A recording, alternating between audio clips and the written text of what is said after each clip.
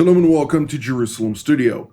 Officially, there are only 5 great powers in the post-World War II world. The 5 permanent members of the United Nations Security Council were also declared nuclear weapon states.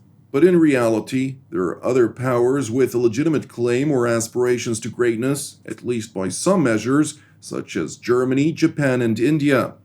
They're no longer blocs headed by 2 superpowers. Rather, there is a mix of confrontation, cooperation, and mostly competition, as evident by the bitterness shown by France following the American-British nuclear propulsion deal for Australian submarines.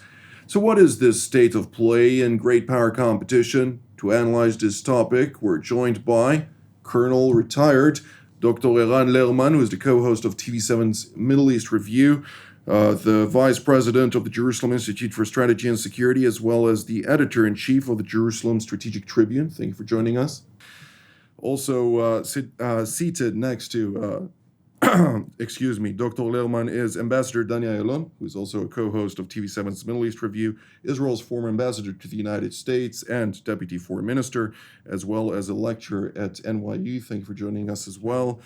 And with us, of course, is also our TV7 analyst and host of TV7's Watchmen Talk, Mr. Amir Oren. And with that, we will dive into today's long variety of discussions surrounding the great power competition. Mr. Oren, of course, currently standing is the superpower of the 21st century, if you will, of course, also defined as the Rome of the 21st century, the United States of America.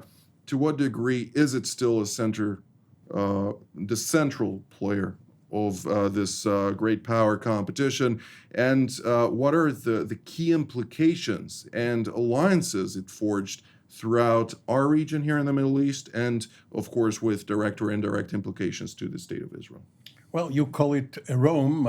They prefer to see themselves as a Jerusalem, as a city on the hill. At least they started out with such lofty ambitions.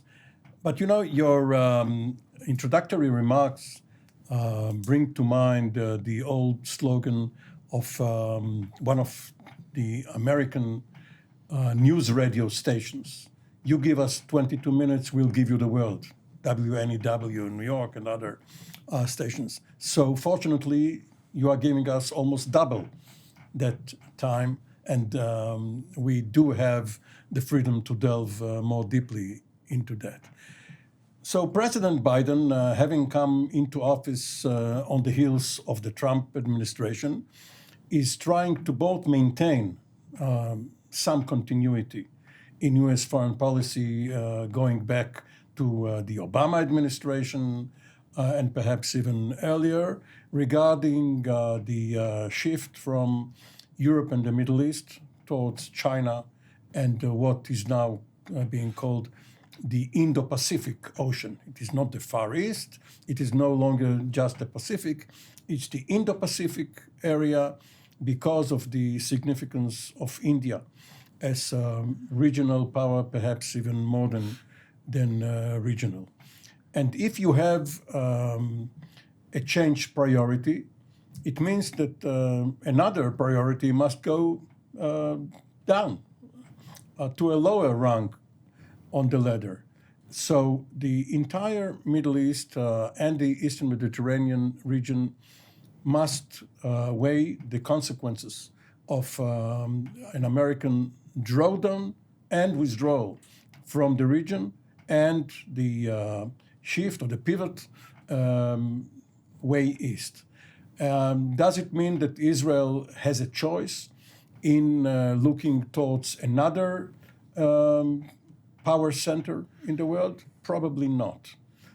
It can have partnerships, it can have relations, but when push comes to shove, as when the Americans oppose the Chinese investments in Israel, Israel must choose Washington over Beijing and any other capital.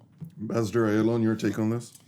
Well, I would say that if we look at the last maybe 70, 75 years since World War II, there were 3 epicenters. Started with Europe, where the Cold War started. So this was where things were happening. This was really the Archimedes pole of East against West, US and the NATO alliance against the Warsaw Pact. Then it moved over to the Middle East after the reestablishment of the State of Israel and all the Arab-Israeli conflict. Also, you have Russia on the other, the Eastern Front on the one side, and the US, and with Europe, of course, wavering as maybe as usual. And now it's all shifted to the Pacific. And I think the crunch and the word or the real factor here is China. I remember, Jonathan, in 2004, I was summoned to the White House, to the Situation Room, with the military attaché of the embassy, with a total presentation only on China. And they were showing us a lot of graphs, how the Chinese, armament is enormous, how they are now thinking of aircrafts and many, many other things that only a superpower that wants to control the waterways achieves, and they saw it as a danger. Since then, about 17 years elapsed, and only now we see how this threat or the perceived threat by the United States is becoming into a concrete policy. No more haphazard, economic measures and others, diplomatic. Now we see how the United States, just like in 1945 or 46 after the World War II, is arranging a pact surrounding China. And if you look at the map, you have China surrounded by Australia, India, United States, Japan, Korea, Canada, you can add also to that. And I believe we are going to see a new Cold War now, when China on the one hand and the European and the Western countries on the other. Indeed. Dr. Lerman? Well, certainly China is at the very center of every American discussion about the future of the world order today, because the numbers are staggering. The rise of the Chinese economy in the 40 years since Deng Xiaoping opened it up, it has been steady in terms that the West cannot compete with. Basically, I used to say that the reason Trump was elected president is that if you take any object, turn it over to the other side and look at the bottom, it says made in China. So the manufacturing base of America, its pride and joy and the voter base of the Democratic Party evaporated because of Chinese competition. Not that any of this can be retrieved, but this is the reality of the world today. However, there's something very interesting in the Biden administration interim national security strategy document. And that is that they, in order to contain China, they look not only to geopolitics, to Rome, as Amir said, but also to the Jerusalem aspect, the moral and ideational aspects of America being what it is. And they speak about the committee or community of the democracies. And in this respect, this is one of the elements of the Quad, the US, Japan, Australia, and India, this new concept which is gaining traction and has certainly been dramatically demonstrated with this UK-US AUKUS alliance that is now emerging. It is that they're all democracies. Well, you can say that Modi is a certain kind of Democrat, and that Japanese democracy has its faults, and of course you'll have some carpings in America itself that the democratic process is not what it used to be. But this is part of the structure of the new alliance. It goes back to the foundation of NATO on the same principles. And I think that also gives Israel, at the end of the day, a point of leverage, a point of influence that needs to be retained and developed. With that being said, of course, the reality on the ground, in light of this great power competition, we see the emergence of distractions. If the Gaza Strip is Israel's distraction, with the main focus needing to be the dangers emanating from the Islamic Republic of Iran, regional issues that are more pressing for Israel may be viewed or are viewed by the United States as mere distractions from the greater picture, which is China and its various allies, including Russia and other of like-minded nations. How do you see this actually translated? You spoke earlier about the posture review, the fact that the United States, with the entry of the Biden administration, immediately engaged in a posture review of its resources, of its military, trying to see how it can compete more efficiently against the Chinese. Well, it's a matter of primary versus secondary, and whether there is a contradiction here. Danny Ayalon earlier mentioned the Cold War or Cold War 2.0, which the United States may be getting into with China. And going back to the original Cold War, not only NATO, but the entire what was called Pactomania of Secretary of State Dulles with CETO and CENTO had to do with regional pacts, regional alliances, either containing Russia, now put China instead of the Soviet Union, or at least, or even trying to roll back. And the Arab-Israeli conflict was originally viewed through the prism of these alliances. There was supposed to be a Middle East command, and the American wish to arm Egypt and Iraq and other countries had to do with blocking the Soviet push southward. Israel claimed at the time that it is going to be inferior vis-a-vis these Arab countries, and that it is better suited to block the Soviets if they come over. And then, of course, the Soviet Union leapfrogged over the West and started investing in Egypt and Syria and other places. So the Middle East... I think also Nasser preferred the Soviets over Kennedy and the Americans. Nasser also made a mistake for Egypt's sake. Kennedy tried to court Nasser. But nevertheless, Israel must consider and be tolerant of American wishes to see the big picture first. And for the Americans, they have to somehow traverse the short term in order to get to the longer term. Short term, they believe that Russia is the bigger danger in various friction points. The Ukraine, Crimea, or Black Sea, Syria, and other places. Cyber or the gray zone is part of the method, the means, but we're talking about the ends. Right. And Israel cannot always bring forward its own pet project, in this case, the Persian pet project, to divert attention from the real task at hand. Hopefully, there will be more of an alignment between Jerusalem and Washington. Ambassador Ayalon? Well, I think Israel has some benefit strategically out of it because, first of all, I think the strategic outline and picture has become very clear.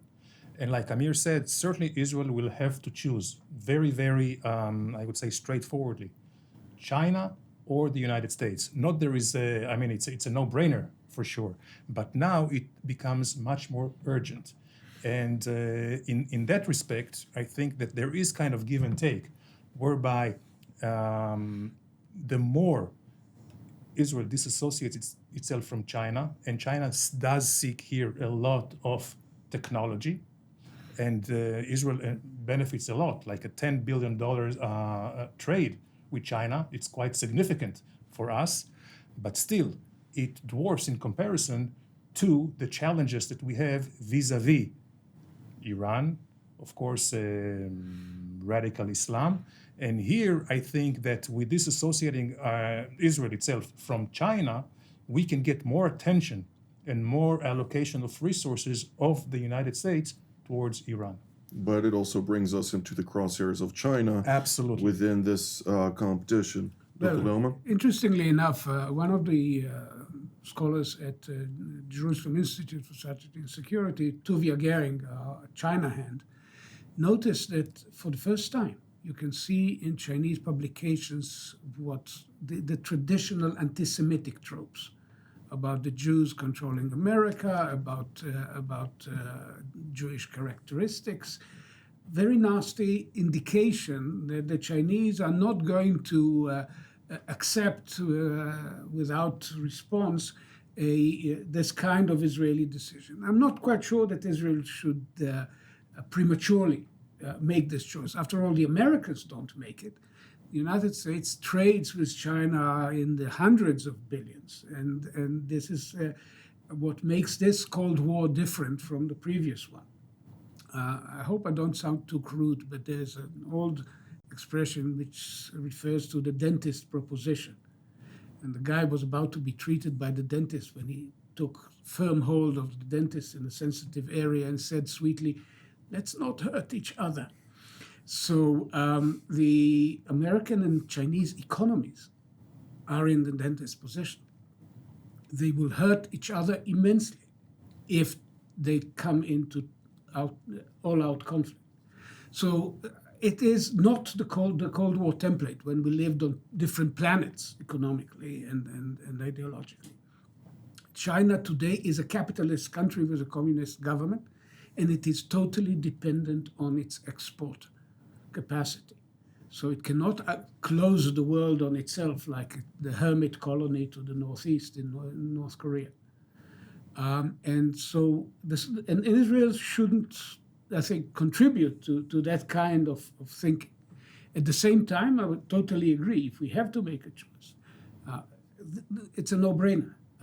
The other wing of the Jewish people, and the new Pew numbers are very optimistic for a change, about 7 million Jews live in the United States of America. So we are about co-equal. And one more point. Why did Kennedy, at the end of the day, and Johnson afterwards, they could not deliver to Nasser the one thing he really wanted, which would have been hegemony in the Arabian Peninsula, because they wouldn't sacrifice America's ally. Now, I think the Biden administration, for all their distaste for the methods of MBS or Sisi, do realize where their real alliances lie and what gives them leverage. China is totally energy dependent. So even if you pivot to the east, you need a hinge for the pivot. And the Middle East will remain the hinge of the pivot. And Iran is no substitute for Israel, Saudi Arabia, and Egypt. And you see this with the military exercises now. Bright Star, as big as ever. The Fifth Fleet exercising with the Israeli Navy in the Red Sea, never before. A patrol, not only an exercise. Yes, it's an operational patrol. Yeah, these are very interesting indications of where things are really going with Israel now in CENTCOM, firmly and effectively, and with Lloyd Austin, a former commander of CENTCOM, in a key position. Indeed, not to forget, of course, that this is unprecedented, and some should stress this more equivocally with regard to the U.S.-Israel joint patrol being operational in the Red Sea, something we've not seen before. But Mr. Oren, let's talk about regional alliances that emerged out of this great power competition. Of course, we can discuss the initial step of China, of course, after having multiple discussions with their Iranian counterparts. There is something big occurring here. Of course, we're talking about the 25-year contract of about $400 billion and the meeting in Tajikistan between Wang Yi, the foreign minister and state counselor of China, with the foreign minister of Iran, Hossein Amir Abdullahian. how do you see this emerging further? And also, another note on this, a meeting that happened in the same place with Wang Yi, the foreign minister of Russia, Sergei Lavrov, and the Pakistani foreign minister, as well as the deputy foreign minister of Iran in that specific meeting, talking about Afghanistan, where the United States and NATO disengaged. Immediately, those rivals enter into the picture. There is one word, one term we haven't mentioned here, and this is peace. And one goes back because of our conversation regarding China. Amir, you mean peace in our time? Peace, perhaps in your time, because you're very young. Piece by piece. During Prime Minister Rabin's visit to China, exactly a month after the Oslo Accords were signed, we are now marking the 28th anniversary of the Oslo Accords. What happened was, right after the White House ceremony, both Yasser Arafat and Yitzhak Rabin went their separate ways in order to market the different approaches to the very agreement they signed. And one of Rabin's first stops after stopping in Morocco and other places was Beijing. This was the very first time an Israeli prime minister was received in China. And being there with Rabin, the Israeli journalists were invited by the Chinese Foreign Ministry for a lecture, not a conversation, not a give and take, but a lecture. And the lecture went like that. On the Arab-Israeli or Palestinian-Israeli problem, whatever you agree with the other side is fine with us. But there are three important issues on which we Chinese will never budge: Hong Kong, Tibet, and Taiwan. So be on notice. It doesn't matter who is in power in Beijing. We are not going to concede. And we saw it in Hong Kong throughout the years. This was several years before 97. And on Tibet, they are not going to give an inch.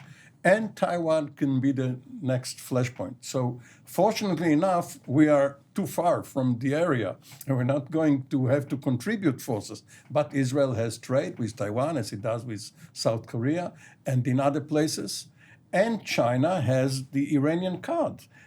China can decide whether its position on the next JCPOA will be X or Y. It can provide Iran with missiles, the way it did with Saudi Arabia when the Americans would not in the 1980s. The ballistic missile proliferation in the Persian Gulf started with the CSSM-2. Three. Yeah. China does not have a Jewish lobby. There are many, many Chinese, but almost none of them are Jews.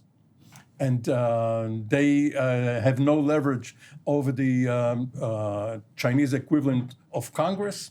So it plays both ways. Israel cannot just ignore Chinese wishes. Ambassador Eran? Well, except that with China, what works is really hard-nosed real politics. And I think that this new alliance, the Quad, that the United States is leading, is giving it some leverage vis-a-vis China, also on the JCPOA. So here the US has something to give to China, so China will be more leaning towards the American position with the JCPOA, meaning more pressure on Iran to sign a new agreement, which either will go back to 2015 or a new agreement altogether. I think in Taiwan there is a sigh of relief. After Afghanistan, China said, very, very bluntly, that Taiwan should watch Afghanistan and worry very much about it, which could have, in my mind, opened a new or a world war had the Chinese invaded Taiwan. Now I think it's being kind of pushed back. And Israel also, from the Afghanistan factor, also may benefit because, as Amir Oren said, now it's the old foes which are coming back together to Afghanistan, whether it's China or Russia, Pakistan, and all those guys. And if they want this hot potato in their hands, they're welcome to it. But I think there is a great concern in the moderate Arab Sunni regimes that a new kind of hotbed of radical Islam can spew out of there, which means they would lean more on Israeli technology, Israeli intelligence, Israeli cooperation. So in that respect, I think that the Abraham Accord have a very good prospects for longevity. Indeed. Dr. Lerman? Well, I think that in the case of Iran and its relations with China, whether we should mention a third element, which is the accession to the Shanghai Cooperation Organization, the SCO, which has a very limited number of members, and for Iran to join as a full member is a fairly significant step by the Chinese. But the reason they feel free to do so and sign huge economic frameworks, etc., is that for the time being, there's no cost to it. If they do realize that there is a high cost to entertaining Iranian illusions about their place in the world, they can easily rethink their position. It happened 11 years ago. At the request of the Obama administration, by the way, Israel sent a mission to Beijing, headed by then Minister for Strategic Affairs, Bogi Ya'alon. Yeah. I was there for meetings with the Chinese leadership, basically with one of the brightest persons I've ever come across, Dai Bingguo, who was the guiding light of Chinese foreign policy in his years. And what we said is, your choice is not between pleasant business with Iran, as usual, and sanctions at the UN. Your choice is between sanctions at the UN or war, because we are not going to let this happen. And lo and behold, it did have an impact, because within a week or so, the China Daily was saying that they don't like countries which make paper balls of UN resolutions. All of a sudden, the Chinese are on the side of the UN. You want to rise quietly. And the second, they fought the UN in Korea, but by now they've switched sides. And they voted for UN Security Council Resolution 1929, which was the severe sanction regime imposed on Iran. So the question is, what will they perceive to be the consequences of their actions when push comes to shove? And that depends very much on us. Let's bring Russia into the picture, Mr. Oren.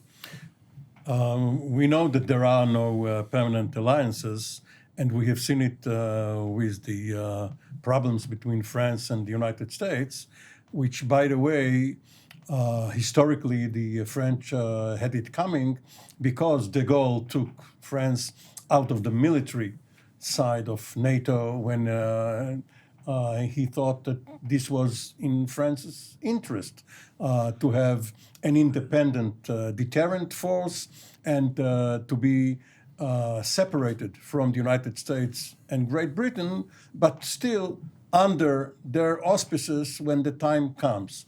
A very egotistical foreign policy, but of course each country can choose its own direction.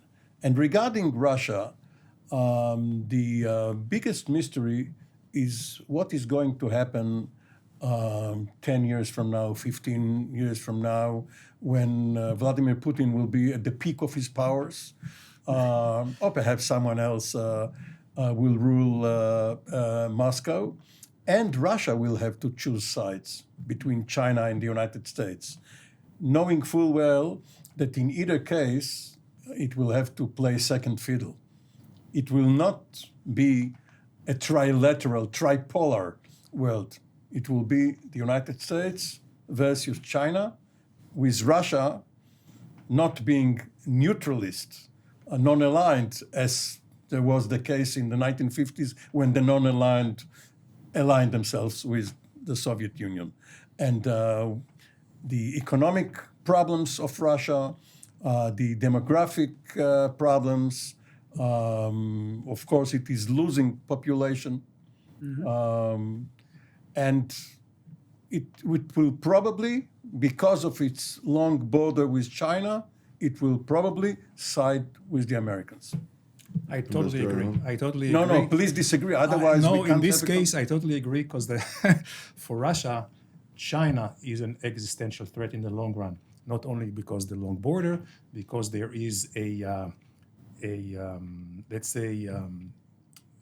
very slow but permanent flow of Chinese illegal immigrants of Chinese to Russia. And China cannot rely on, Russia cannot rely on China. If they would like from the Chinese to help them economically, they know there's going to be a very, very high price to that. So in a way for them, it's also almost a no-brainer to prefer the Americans. Now, I think the Americans would be well advised to start now a rapprochement with Putin and his government, and this would further put China, let's say, in its place, and would be for the benefit of all of us. Certainly Israel vis-a-vis Iran, where China can also be on closer to our position. And by, I would say, isolating China, see, the Chinese, they are very smart, an ancient country and culture, very, very proud of itself, but they're very responsible and they're not aggressive. And they would be very, very much calculating their way forwards. And I think at the end of the day, that could really bring China to a much lower, let's say, conflict situation with the West. I would put an emphasis on calculated, considering the fact that they do understand their capacity as a second-grade economy, if you will, and not necessarily capable to outstretch their influence. With that being said, and I'd like to hear your point of this, Dr. Lerman, the interoperability between the Russian military and the Chinese military has never been as close as today. And some would say that it's even more close than the interoperability between North Korea and China, something that was out of the question several years ago. How do you see this then translate into the quite intriguing analysis of a potential rapprochement between Washington and Moscow?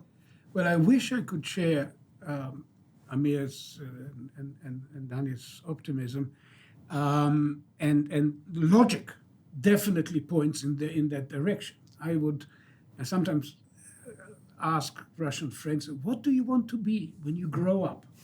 A Chinese province? A Chinese vassal state? Russia, at the end of the day, the Russian economy is 4 times the size of the economy of Israel. It is 4% of the economy, the aggregate economy of NATO. You can't be a world power anymore, even if you're very big and you have a huge pile of nuclear weapons. Their economy is roughly equal to that of South Korea or Italy. There's a limit to what you can take. Syria, because Syria is half dead. You can take Syria, but there's not much else you can do. This is why Syria is so important to Putin, because that's the one demonstration he can get. And of course, grab Crimea from the hapless Ukrainians. But the problem is that the psychological and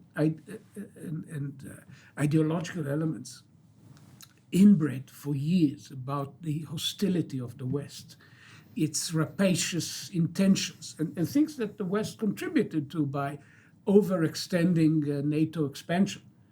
The Georgian and Ukrainian misadventures, etc., are so deeply embedded with the Russian defense establishment and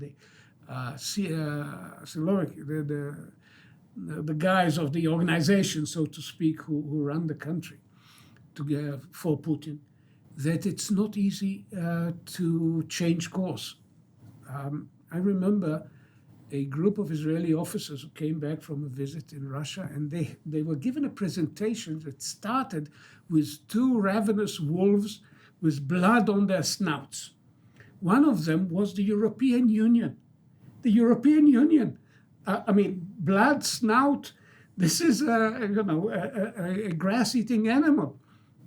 So the Russian obsessions have driven them in a direction which is ultimately, really, I agree, against Russia's deepest interest.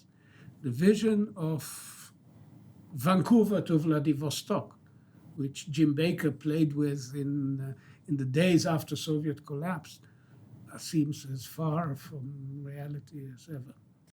Well, at least Red Riding Hood was red. Let's bring Israel into the picture on the regional scale right now within the implications of this great power competition, Mr. Oren.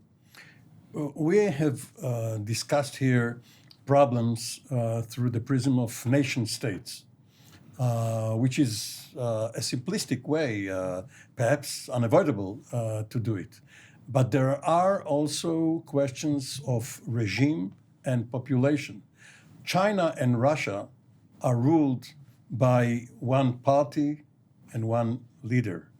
This could change, but it is more probable that democracies will change towards that model. We may see Trump coming back in 2024. We don't know what will happen in Israel if there is some disgust with democracy. And all of our discussion here must be based on the reality that there could be several rulers who will try to divide the world and the region. In the region, you have Erdogan, you have Sisi, you have monarchies, such as the Jordanian one, if it survives. It is easier for them to decide on foreign policy and national security and alliances than it is for Israel. So your question mark cannot right now become an exclamation mark. It depends on developments far into the future. Ambassador Eran. Well, there is one element that Amir did not mention in his very thoughtful description of the region, which is the Palestinians. And in my mind, they are the big losers again. You know, there is this adage that if you don't board the station, the train, which stops at your station, you lose it forever. And the Palestinians have done it all the time, back in 37, 47, all the way to 2000. But in the Middle East, sometimes the train is stuck and the station leaves. Right. In any case, if we have seen in the last, let's say, 10 years since the, let's say, the breakup of the Arab world, how the Palestinian issue is coming down in priorities, first and foremost for the Arab countries, but then also for the international community, now it's going to be pushed further down, and that could lead to two scenarios. Either we will see more aggression and more violence as they want to come back to the table, on the international table, and for that Israel has to brace, not only in Gaza, but also in the West Bank, or, which is, you know, hope against hope, we will see some more realism, certainly not under Abbas, but if we will see a peaceful transformation, which also I very much doubt, in Ramallah, then maybe there could be rethinking over there and more practicality towards not necessarily a full peace, but some kind of interim solutions. Dr. Lerman, last week there was the international conference, or the conference of the Institute for Counterterrorism at the Lerman University, Right. during which the Strategic Directorate Commander, Major General Tal Kelman, spoke about competition between Israel and Iran on a regional scale. Do you see this evolve as part of that great power competition, or is it something more specific to regional affairs? Well, it very much depends on whether the Chinese will cross the barrier into direct help for the Iranians. They are too cautious. It's too early in the stage of their rise, and it's for them perhaps not something that they can really risk trying to match Israel or, in some situations, the U.S. firepower. So it is really still a regional matter. But what it does create is a commonality of interest between Israel, the key Arab players in the Gulf, including Saudi Arabia, although this is a more covert relationship, and what we saw recently in Sharm el-Sheikh, the amity between Prime Minister Bennett and President Sisi, which is part also of the Eastern Mediterranean pattern, which is by now acquiring strategic dimensions. By the way, the French may be very miffed by the Australian business, but they have come in the Eastern Mediterranean as a significant player, and we are partners in this matter. So Israel's position now is as a legitimate key member of an alignment. I don't use the term alliance, which has formal connotation, but alignment of forces that faces both Iran and the ambitions of Erdogan's Turkey in the region, and I think that puts us in a very significant position. And we'll have to discuss this in our next edition, but I'd like to thank Mr. Oren, Dr. Lerman, Ambassador Ayalon for being part of today's panel, and I'd like to thank our viewers as well, and we will see you next time.